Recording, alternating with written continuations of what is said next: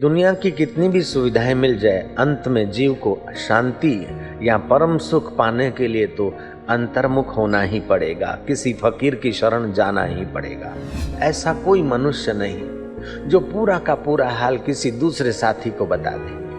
पत्नी होगी तो कुछ न कुछ पति से छुपा कर रखेगी, पति होगा तो कुछ न कुछ पत्नी से छुपा कर रखेगा, चाहे फिर बैंक बैलेंस हो, चाहे और किसी की दोस्ती की बात। भाई भाई से भी कुछ न कुछ छुपाता है और मित्र मित्र से भी कुछ न कुछ छुपाता है। एक संत है जो अपना करोड़ों जन्मों का धन पाया है मेहनत करके, और करोड़ों अरबों रुपया खर्चे, फिर भी वो आत्मधन नहीं मिल सकता। ऐसे धन को निखालसता से खुले आम हर व्यक्ति को अपना दिल खोलकर धर देता है। ये संत का स्वभाव होता है, दूसरे का है। शेर के डांठ में आया हुआ शिकार तो शायद कहीं फैल हो सकता है, लेकिन संत के हृदय में आया हुआ साधक फैल नहीं हो सकता, देर सबेर सफल।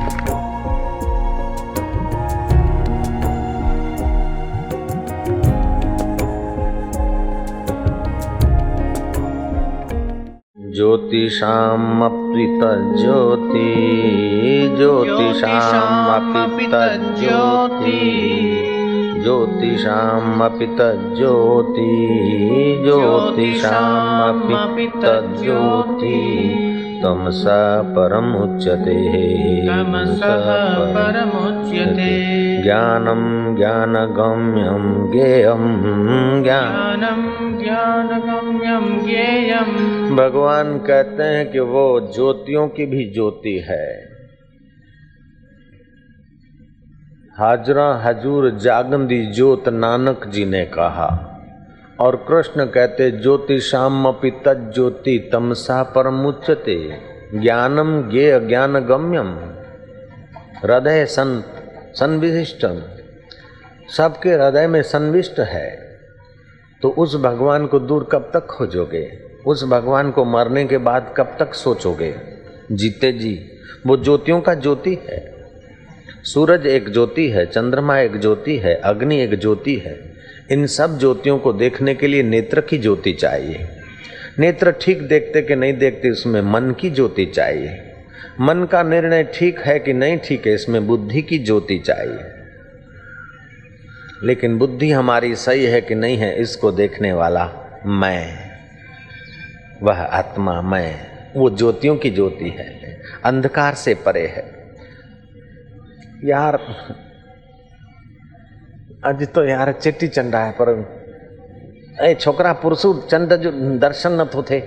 दादा जो जो काका, ओ वो देखो काका, ओ सामने फ्लैट है न, उसके इसके दाएं तरफ वो पेड़ है न, पेड़ की डाली के इधर को वो काली बादली है। ओ साइली ककरे ओ काका डिठे, हा चंड डिठो। चांद देखा, लेकिन कौन से चांद से देखा? आंख से देखा नहीं, आंख को ठीक से नहीं दिख रहा था। मन की एकाग्रता हुई, बुद्धि में थोड़ी सूक्ष्मता हुई, और तुम्हारा मैं उसमें जुड़ा। चांद ठीक देखा नहीं दिखा, अंधेरा है, बादली का प्रभाव। चांद नहीं दिखा, न देखने को भी तू देख रहा है और देखने को भी तू देख रहा है। तमसा परम उच्चते, तू अंधकार से परे है और ज्ञान स्वरूप है। सो साहेब सद सदा हजूरे, अंधा जानत ताको दूरे। मरेंगे फिर किसी लोक में जाएंगे, भले जाओ, मना नहीं है, लेकिन सारे लोक इसी लोकेश्वर से दिखेंगे। ये स्वर्ग है कि नहीं है, ये भी तुम्हारे को इस ज्ञान स्वरूप आत्मा से दिखेगा। ये भगवान है कि नहीं, भगवान आ गए, उसको देखने वाला आत्मा भगवान चाहिए। ये संत हैं, पहुंचे हुए कि नहीं पहुंचे हुए, उसको देखने वाला भी तुम्हारा पहुंचा हुआ आत्मा तो चाहिए भाई। मेहनत की कमी नहीं है, ज्ञान की कमी है। पैसों की कमी नहीं है, ज्ञान की कमी है। सुख की कमी नहीं है, ज्ञान की कमी है। जब तक ब्रह्म ज्ञान की कमी रहेगी, तब तक चाहे समाज में कितने ही आविष्कार हो जाएं, कितनी ही सुविधाएं आ जाए, फिर भी आदमी तनाव में जिएगा, अशांत जिएगा, दुख में जिएगा। राजा भरत राज वैभव का सुख भोग भोग कर आखिर इस नतीजे पे आए कि दुनिया की कितनी भी सुविधाएं मिल जाए, अंत में जीव को शांति या परम सुख पाने के लिए तो अंतर्मुख होना ही पड़ेगा, किसी फकीर की शरण जाना ही पड़ेगा। जयराम जी बोलना पड़ेगा। राजा भरत राजपाट छोड़कर फकीरी वेश धारण करके गंडकी नदी के किनारे एक कुटिया बांधकर ध्यान भजन करते थे। गुरु की प्रेरणा के अनुसार संध्या तर्पण आदि स्वच्छ वातावरण में रहते थे। जहाँ इंद्रियों के भोग और आकर्षण बहुत है, वहाँ ध्यान भजन में प्रगति करने में बहुत मेहनत होती है। लेकिन जहाँ वातावरण ध्यान भजन का होता है, वहाँ आराम से आदमी का ध्यान भजन ऊपर होता है। ध्यान भजन करते करते राजा भरत जो भगवान के रास्ते चलता है, उसमें दया, क्षमा, करुणा, सेवा, ये सद्गुण अपने आप विकसित हो जाते हैं।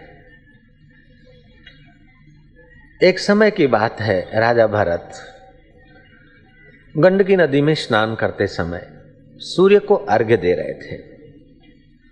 सूर्य को अर्घ्य देने से सौर्य केंद्र का थोड़ा विकास होता है, आरोग्यता और बुद्धि शक्ति में मदद मिलती है। बच्चों को याद शक्ति बढ़ाने के लिए भामरिक प्राणायाम कराने से उनकी स्मरण शक्ति बढ़ती है। कानों में उंगली ऐसे डाले कि ज़्यादा दबाव न हो और बाहर का आवाज़ न आए, ऐसे दोनों उंगली डाल दे। गहरा श्वास ले और फिर नाक से ओमकार का गुंजन करे।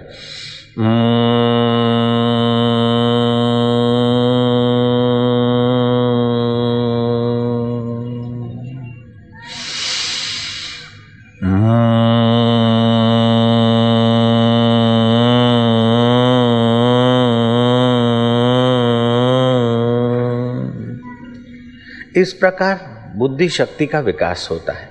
लेकिन भरत राजा बुद्धि शक्ति के विकास के साथ साथ दया का भी तो विकास कर चुके थे। सूर्य को अर्घ्य दे रहे थे। इतने में गर्भवती हिरणी नदी में पानी पीने को आई और शेर ने धाड़ मारी तो डर के मारे हिरणी ने जंप मारा अगले किनारे। डर होने के कारण उसका बच्चा नदी में ही गिर पड़ा और वो नदी के उस किनारे गिर पड़ी और मर गई। भरत राजा को दया ही कि इसकी मां तो मर गई, इस नन्हे मुन्ने बच्चे का और कोई नहीं। उसको संभाल लिया राजा ने। दया करना अच्छा है, लेकिन दया के साथ सावधानी नहीं होती तो दया डाकण बन जाती। जयराम जी की।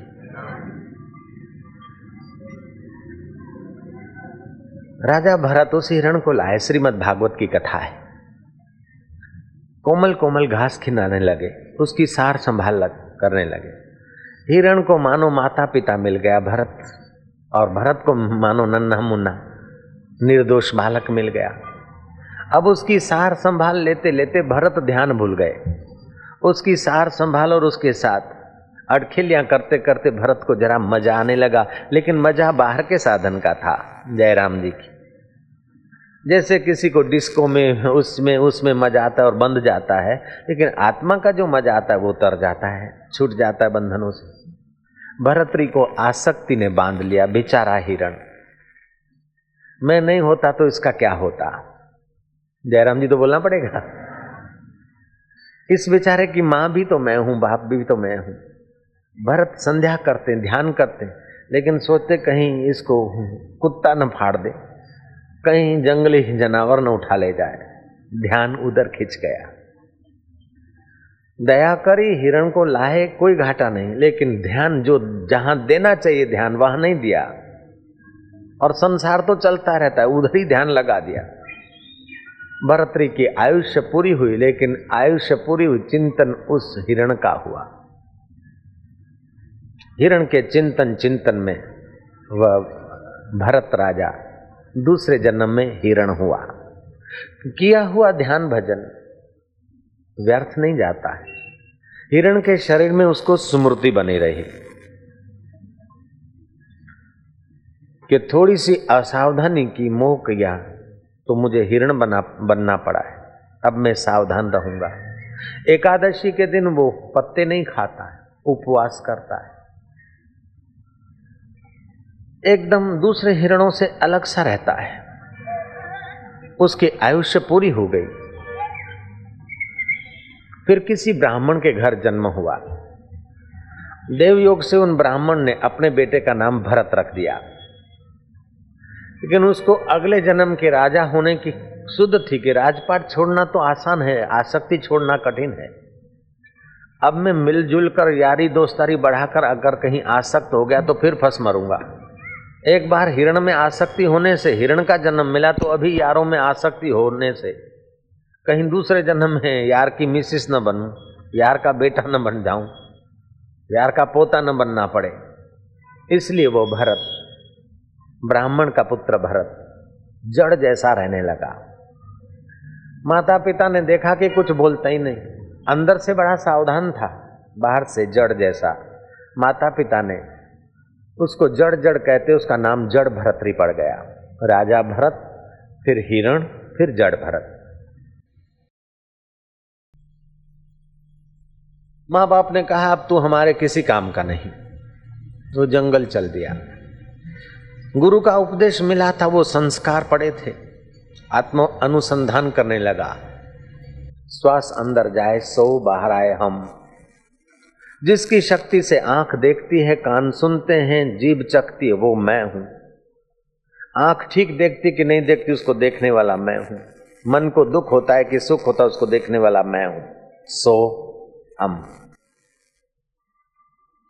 राजा भरत, हिरण भरत, अब जड़ भरत। लेकिन इस समय वो सजग है।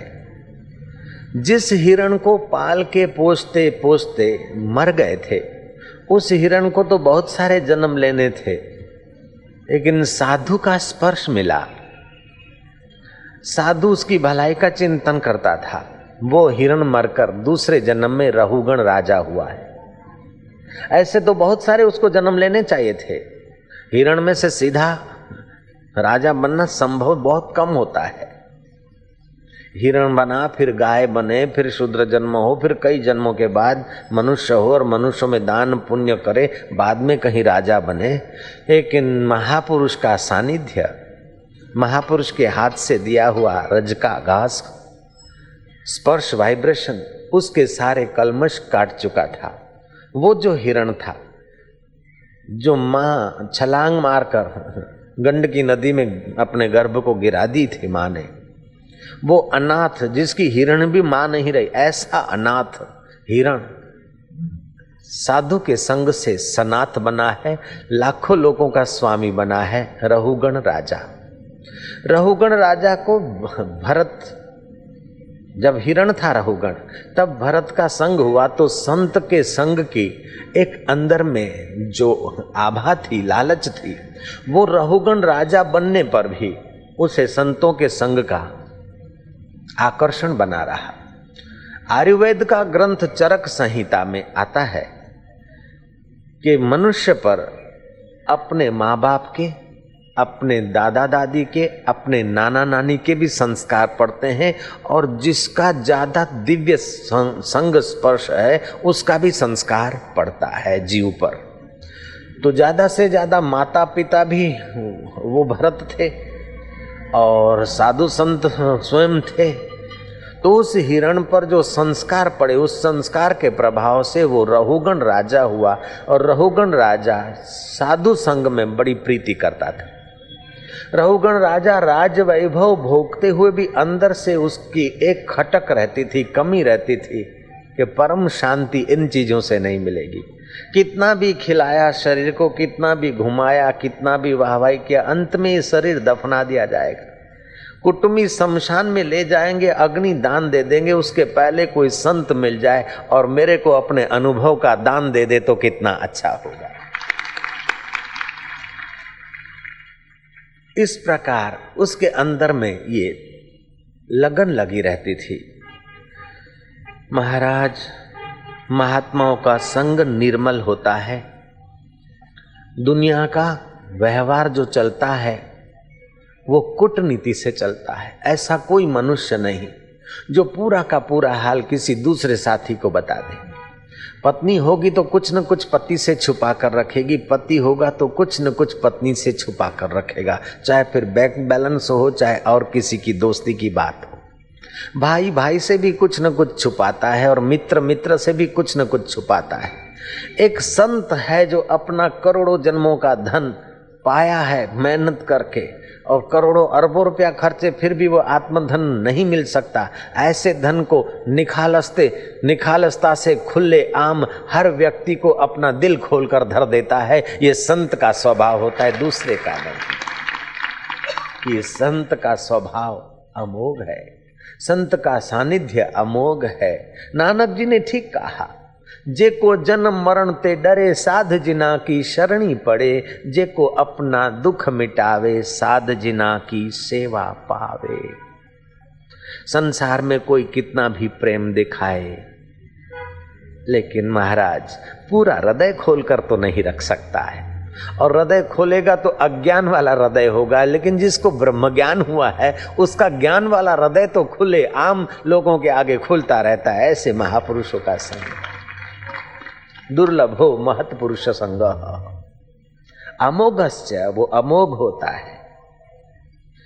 शेर के डांठ में आया हुआ शिकार तो शायद कहीं फैल हो सकता है, लेकिन संत के हृदय में आया हुआ साधक फैल नहीं हो सकता, देर सबेर सफल।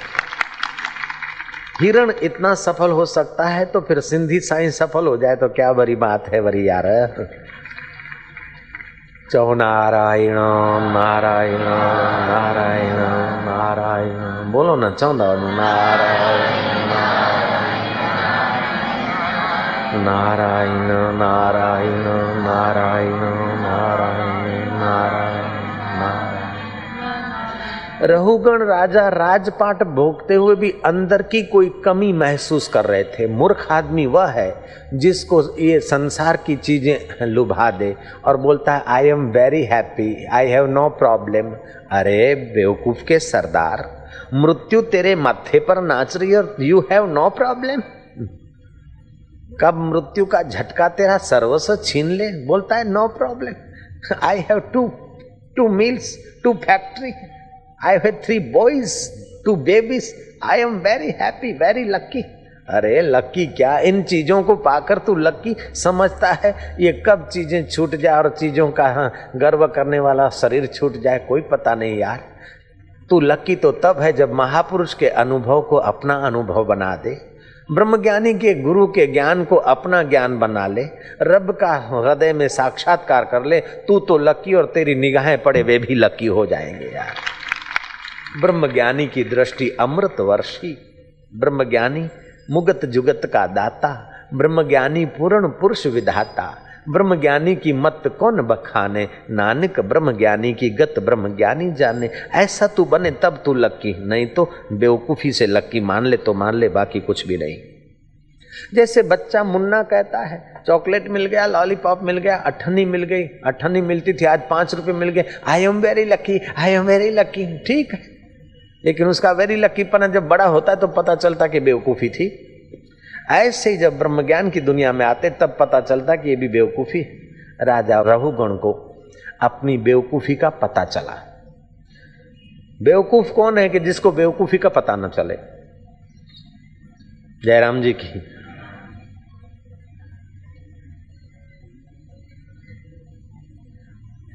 एक बेवकूफ था, उसकी औरत भाग गई।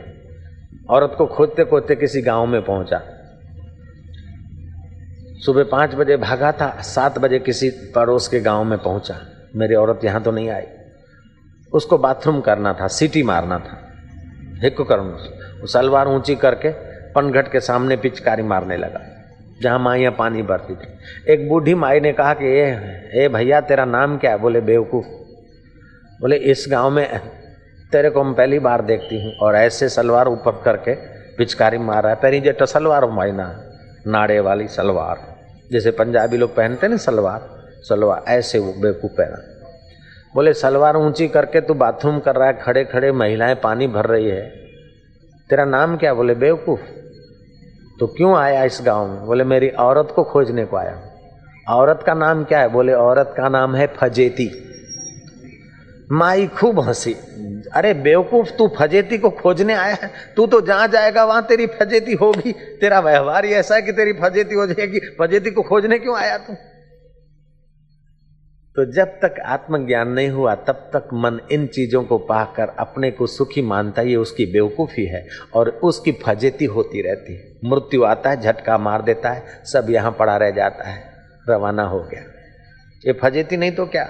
फिर दूसरे जन्म में पिता की शिश्ना से पसार हुआ, माता के गर्भ में घुसा, मासिक धर्म का खून पिया और अंदर पड़ा रहा 9 महीने, पचता रहा गर्भाग्नि में। ये फजेती नहीं तो क्या है? जब तक बेवकूफी रहेगी तब तक फजेती तो साथ आएगी। और बेवकूफी सत्संग से मिटती है भाई, कॉलेज के किताबों से बेवकूफी नहीं मिटती, टाइटल और पदों से बेवकूफी नहीं मिटती है, आत्मपद से बेवकूफी मिटती। रहुगण राजा को हुआ कि मैं बेवकूफी मिटाने के लिए महात्माओं के शरण जाऊं। सत्पुरुषों का संग अमोघ होता है। वो महापुरुषों का संग पसंद करते थे। कपिल देव उस समय महापुरुष, प्रसिद्ध महापुरुष थे। उनके आश्रम में जाने के लिए राजा रहुगण डोली में बैठकर कपिल देव के चरणों में सत्संग करने के लिए जा रहे थे।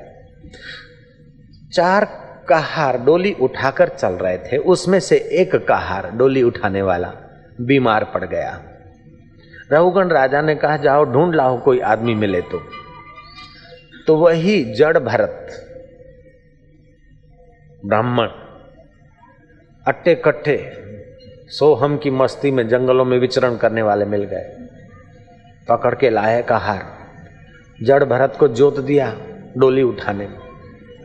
अब वो महात्मा जड़ भरत जो जिस हिरण को पाला पोषा था वो हिरण रहुगण राजा बना बैठा है और ये जड़ भरत कहारों के साथ जुड़ गए हैं। देखो कर्म की गति कैसे ऊपर और नीचे शरीर का संबंध बना देती है, लेकिन समझ अभी भी उनकी ऊंची है।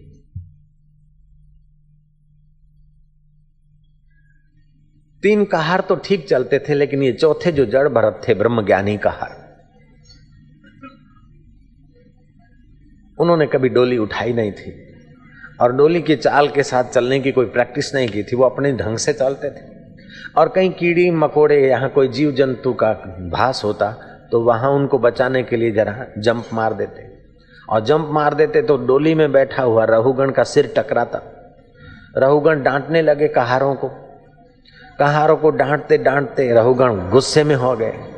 तब कहारों ने कहा कि राजन, हमारे कसूर से आपको चोट नहीं लगती, ये जो चौथा आया है न नया, वो जंप मारता है, उसको चलना नहीं आता। रहुगण राजा ने धमकाया, मैं नगर का सम्राट हूं, मेरी सेवा करना नगर वासियों का कर्तव्य है। तू मेरे जंगलों में रहता है पागल, तुझे आराम से ठीक ढंग से चाल चलनी चाहिए। लेकिन जड़ भरत ने कोई उत्तर नहीं दिया। फिर कहीं कीड़ी मकोड़ा का बिल आया, कूदा, फिर रहुगण बबड़े। जड़ भरत को दया आई कि मेरे कंधे पे बैठा है, फिर नरक में जाए तो अच्छा नहीं। देखो दयालु संत कितने उदार होते। रहुगण की मति में कुछ प्रकाश हो, ऐसा सोचकर जड़ भरत बोले कि तुम बोलते हो मैं मार डालूंगा, मैं नीचे उतरूंगा, खाल खींच दूंगा, मार दूंगा। राजन, तुम किसको मारोगे? एक मिट्टी का पुतला, उस पे है डोली का डंडा, उस डोली में बैठा हुआ मिट्टी का पुतला मिट्टी के पुतले को मारेगा, इसमें मेरा क्या बिगड़ेगा राजन? राजा ने देखा कि ये तो कोई ब्रह्मज्ञानी बोल सके ऐसी बात है, शास्त्र सम्मत अनुभव युक्त वचन है। जो चमड़ा उतारने की धमकी दे रहा था, हिंटर मारने की धमकी दे रहा था, वह राजा रहुगण जंप मार के डोली से नीचे उतरा, प्रणाम किया। भो भगवन, हे प्रभु, मुझ बालक की गलती माफ करना। आप कोई ब्रह्मज्ञानी संत मालूम होते हैं। मैं तो कपिल देव के आश्रम में शांति पाने के लिए जा रहा था, लेकिन आप तो चलते फिरते शांति के पावर हाउस मालूम होते हैं। मैंने इतना डांटा धमकाया, फिर भी आपने करुणा करके मुझे ब्रह्म ज्ञान का उपदेश दिया। महाराज आप अपना परिचय दीजिए। जड़ भरत बोले, मेरा परिचय इन आंखों से नहीं दिया जाएगा, मेरा परिचय इस वाणी से नहीं है, मेरा परिचय जो मेरे को जानता है वही मेरा परिचय पा सकता है। सो जाने जासुदेहु जना ही जानत तुम ही हो जाए। राजन, इस मिट्टी के पुतले को मैं मानना और नश्वर राज्य को मेरा मानना और फिर बुद्धि में अहंकार भर देना, ये मेरा, मैं कौन हूं इसका तो पता ही नहीं। रघुगण राजा को पक्का अनुभव हुआ कि ये कोई ब्रह्म ज्ञानी महापुरुष है। रघुगण राजा ने अर्घ्यपाद से पूजन किया और सत्संग के लिए प्रार्थना की, याचना की कि हे महापुरुष, आप जब बोलते हैं तो ब्रह्म को छूकर, परमात्मा को तो हमने नहीं देखा, लेकिन परमात्मा का अनुभव करने वाले ब्रह्मज्ञानियों को तो हम देख रहे हैं, ये हमारा सौभाग्य है। महाराज, इस जन्मों के भटके हुए अज्ञानी अनाथ रघुगण को आप सनाथ बनाइए। मैं आपका चरणों का दास हूं।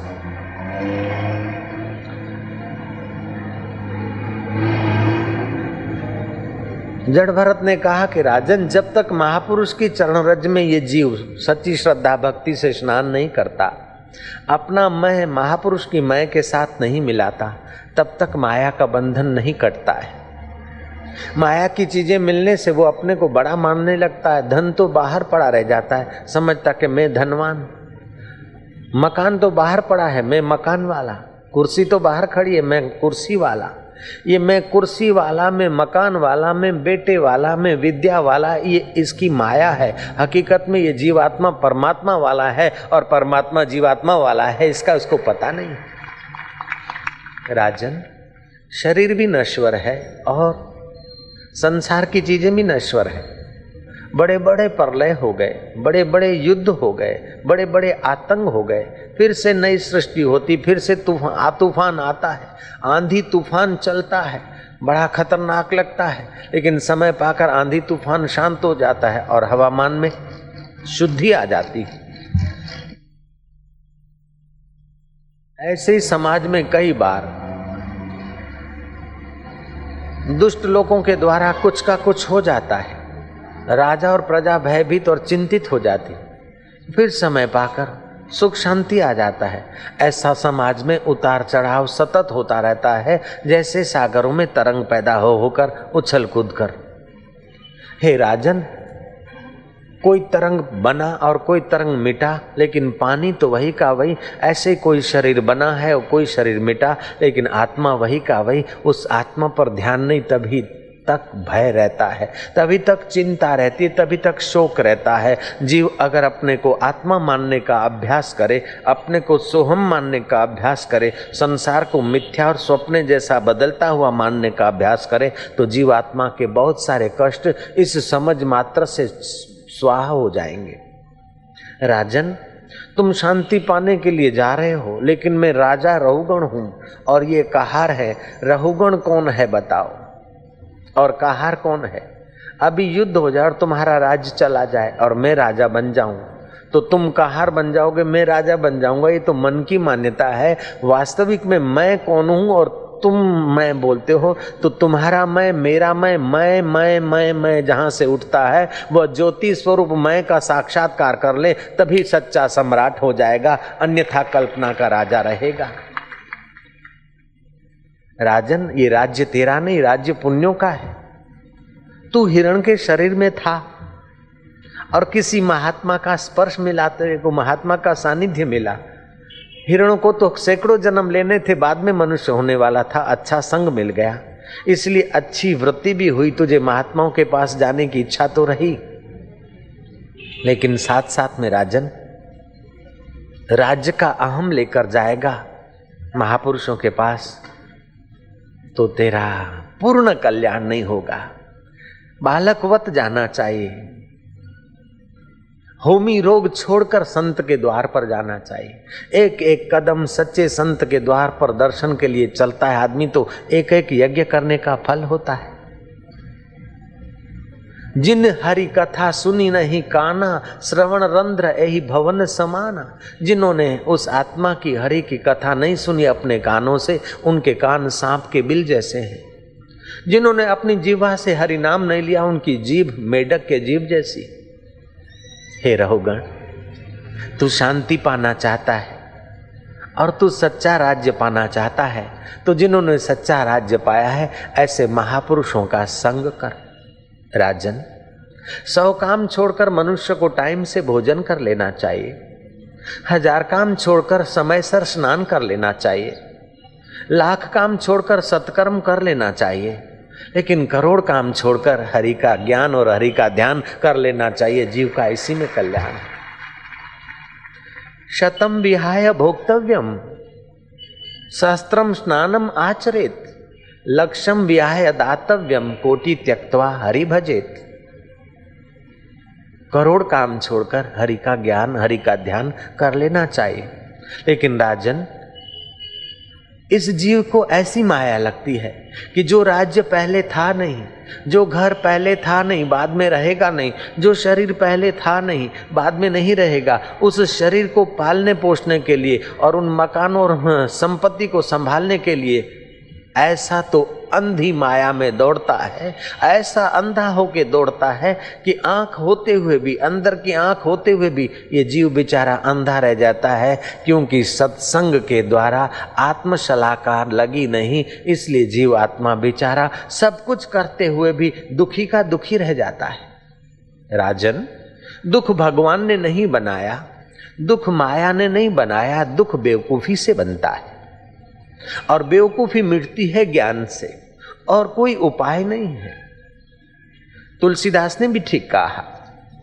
तुलसीदास जी कहते हैं, तन सुकाए पिंजर कियो, धरे रैन दिन ध्यान, तुलसी मिटे न वासना, बिना विचारे ज्ञान। ज्ञान का विचार करना पड़ेगा। जप करो अच्छा है, जप करते करते कुछ मन पवित्र होगा, लेकिन ज्ञान संयुक्त जप नहीं होगा तो जप में मन भी तो नहीं लगेगा। जप में जितने अक्षर कम हो उतना जप का फायदा ज्यादा हो। जैसे इंजन में जितने डब्बे कम लगे हो अथवा ट्रक में जितना लोड कम हो उतना आराम से चलती है गाड़ी। फियाट गाड़ी में 12 आदमी बिठाओ तो उसका मजा अलग है, और 4 आदमी बैठ कर ड्राइविंग करते तो उसका मजा अलग है। ऑटो रिक्शा में 2 आदमी बैठते और कहीं कहीं 12-15 भी बिठाते देहातों में, तो फिर उसकी अपनी होती है चाल।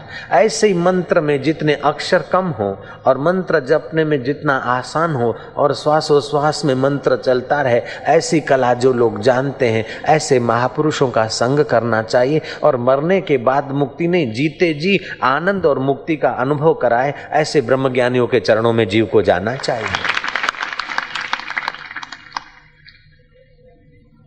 राजन, ये जीव लकीर का फकीर हो जाता है।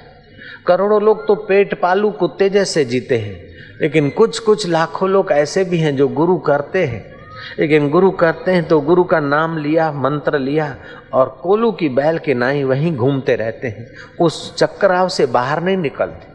उनमें कोई कोई विरले होते चक्राव से बाहर निकालने वाले महापुरुषों को खोजकर आत्मा अनात्मा का विचार करके और सीधी साधना करके आत्मपद को पाकर राजन वे लोग भी मुक्त हो जाते हैं और कुटुंब का भी कल्याण कर लेते हैं। रहुगण राजा को जड़ भरत ने जब उपदेश दिया,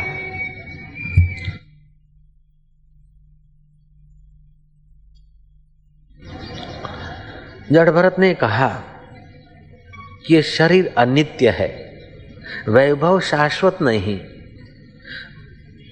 और मौत हर रोज नजीक आ रही है। इस जीव का कर्तव्य है कि धर्म का संग्रह कर ले, साधना के खजाने का संग्रह कर ले। अनित्यानि शरीराणि वैभवो नैव शाश्वतः, नित्य सन्निहितो मृत्यु कर्तव्यो धर्म संग्रह। शरीर अनित्य है, वैभव शाश्वत नहीं। 1923 में अमेरिका में 8 बड़े बड़े धनाढ्य लोगों की सर्वे हुई और फिर 1948 में उन 8 लोगों की जांच पड़ताल की गई। जो कैश पेमेंट में कैश धन सबसे अधिक रखता था उस सेठ की जांच की 1948 में, 25 साल के बाद। वो सेठ लकवा की बीमारी से चिंता में बुरी तरह मर गया।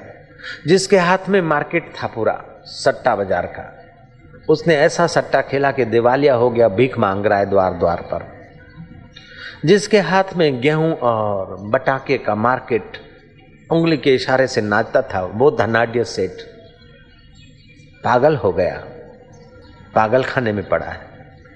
जो टेलीफोन और लाइट का मालिक था, अरबों खरबों की संपत्ति का जो धनी था, वो अरब खरबपति आदमी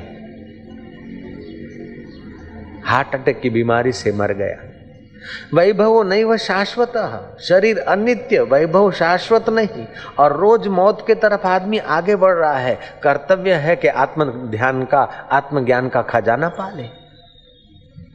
अनित्यानि शरीराणि, अनित्यानि शरीराणि, अनित्यानि शरीराणि, अनित्यानि शरीराणि, विभवो नैव शाश्वतः, विभवो नैव शाश्वतः। नित्य सन्निहितो मृत्यु, नित्य सन्निहितो मृत्यु, कर्तव्यो धर्म संग्रह, कर्तव्यो धर्म संग्रह। हमारा कर्तव्य कि हम आत्मधर्म का, आत्मज्ञान का, आत्मध्यान का धन संग्रह कर ले। इस धन का तो कोई पता नहीं। इस धन को तो प्रारब्ध से जितना आना है उतना आएगा, जितना जाना है उतना जाएगा, लेकिन आत्मधन के लिए पुरुषार्थ करना चाहिए। करोड़ काम छोड़कर हरि का ध्यान और हरि का ज्ञान पा लेना चाहिए। रघुगण राजा ने तो भर्तृ का उपदेश पाकर अपना कल्याण कर लिया।